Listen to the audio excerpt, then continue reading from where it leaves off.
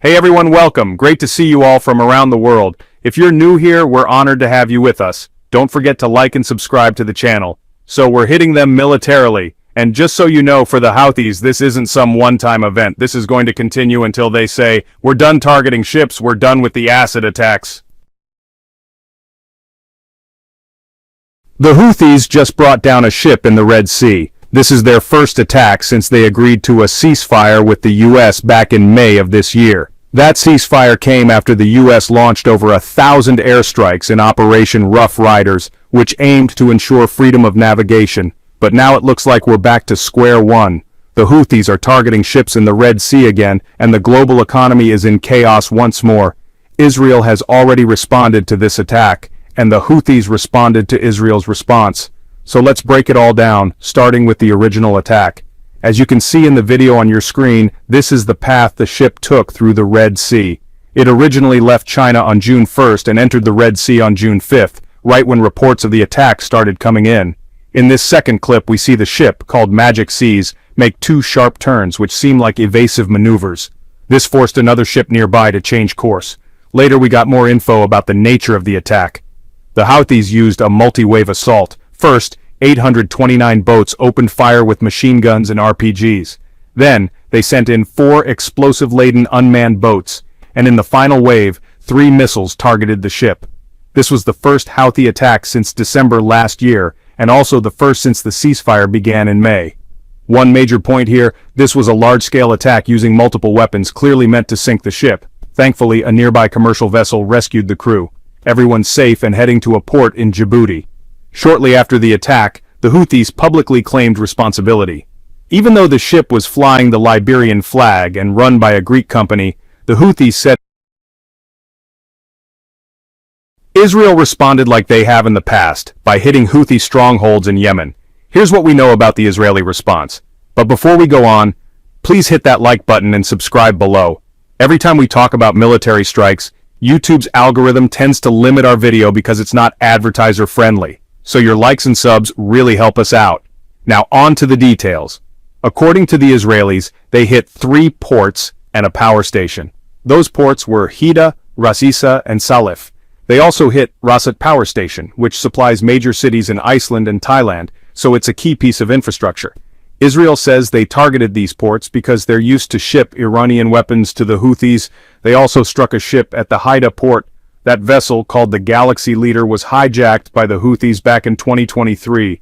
Israel claims they fitted it with some kind of radar system, so they hit it. We've only gotten a little info from inside Yemen. Local sources say they fired homemade surface-to-air missiles in response to Israeli jets. No injuries have been reported so far. On the other hand, the Israelis say 2 missiles were later launched from Yemen. Air sirens went off in Jerusalem, Hebron, and even near the Dead Sea as a result. Israel's strike was extremely powerful, on the same scale as US strikes back in March and April. But we'll have to wait and see if it weakens the Houthis' ability to launch ballistic missiles or attack ships in the Red Sea. Now, there's one clip of the Israeli strike that I found online. You can see it here. Unfortunately, I don't have footage of the ship the Houthis attacked. But the big question everyone's asking now is, will the US get involved again? And does this mean the Houthis have broken? To figure that out, we need to look back at what was said when the ceasefire was announced. Here's what Trump publicly said back then. I had some very good news last night. The Houthis told us, or at least they told us, that they no longer want to fight. They just don't want to fight anymore. We'll respect that, and we'll stop the bombing. They've surrendered. And most importantly, we believe them. They said they wouldn't target ships anymore. And that's exactly what we were aiming for. So this is just breaking news we've now learned. Later, the Houthis confirmed the details of the ceasefire. According to their spokesperson, they only agreed not to attack US-flagged ships. That was also confirmed by an official White House statement, and here's where the problem starts. As you might know, even before all of this Middle East conflict started, even before October 7th, there weren't that many American-flagged ships passing through the Red Sea. Thanks to certain laws and lower tax rates, a lot of U.S. shipping companies registered their ships in countries like Liberia, Panama, or the Marshall Islands. This helps them avoid taxes, comply with looser labor and safety laws, and operate more freely without getting tied up in U.S. political burdens. So, even before the current war, American-flagged ships passing through the Red Sea were practically non-existent. And if you think about that, it really means the ceasefire didn't accomplish much. Before strikes on the Houthis began, American officials were on national TV saying that their goal was to protect freedom of navigation. But here's the problem. This is a critically important shipping lane, and over the past year and a half, the Houthis have attacked 174 U.S. military vessels, with 145 more attacks on commercial ships. So now we've got what amounts to a group of pirates, armed with precision-guided anti-ship weapons, trying to control one of the most important maritime routes in the world. And that's just not sustainable. We're not going to let them decide which ships can pass through and which can't. So your question might be, how long will this go on? It'll continue until they lose the ability to keep doing it. Now, what is U.S. intelligence saying at this point? Because the United States has been planning strikes for a while, and so far, they haven't stopped the Houthis.